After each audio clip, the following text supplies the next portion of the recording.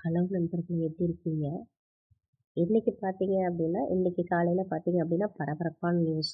ஏன் அப்படின்னா, காங்கிரஸ் மேலிட பொறுப்பாளர் ராகுல் காந்திக்கு ரொம்ப நெருக்கமானவராக அறியப்படும் திரு பிரவீன் சக்கரவர்த்தி அவர்கள் வந்து இன்னைக்கு தமிழ்நாட்டுல ஏர்போர்ட்ல அவர் என்ன பேசியிருக்காரு அப்படின்னா, "நாங்க ஏன் வந்து ஆட்சியிலயும் அதிகாரத்திலயும் பங்கு கேட்கக்கூடாது?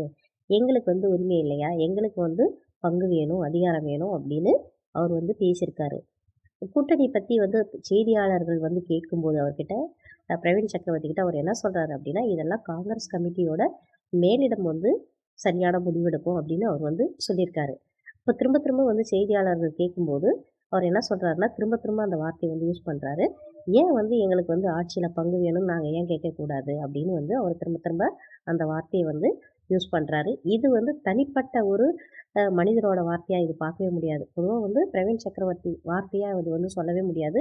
இது அவங்களுடைய கட்சியோட மேலிட ம் இதுவா கூட இருக்கலாம் அப்படின்றது தான் இதனோட உள் அர்த்தம். ஏன்னா, அவர் அந்த அளவுக்கு தைரியமாவும், அ ஆணித்தரமாவும் அது சொல்லும்போது, மேலிடத்தோட சப்போர்ட் இல்லாமல், அவர்கள் சொல்லாமல் இவர் அந்த மாதிரியான ஒரு நியூஸ் பத்திரிகை நியூஸ் வந்து கண்டிப்பா ரிலீஸ் பண்ண மாட்டாரு.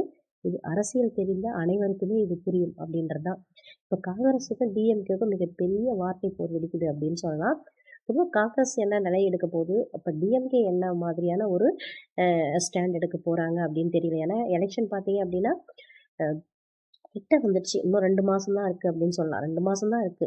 ஸோ ஜனவரி ஆயிடுச்சு, பிப்ரவரி, அப்புறம் மார்ச், ஏப்ரல்ல வந்து எலெக்ஷன் வரப்போகுது. உடனே வந்து ஒரு ஜனவரி போயிடுச்சுன்னா, பிப்ரவரியிலேயே வந்து லாஸ்ட்ல கூட வந்து எலெக்ஷன் தேதிலாம் கூட அறிவிச்சிடலாம்.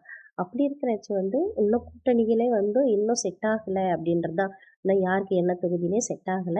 ஸோ காங்கிரஸுக்கும், டிஎம்கேக்கும் மிகப்பெரிய தமிழ்நாட்டுல வந்து மிகப்பெரிய பிரச்சனை போயிட்டு இருக்குது அப்படின்றது தான் உண்மை. இது எதுல போய் நடக்கும்னு தெரியல, முடியும்னு தெரியல.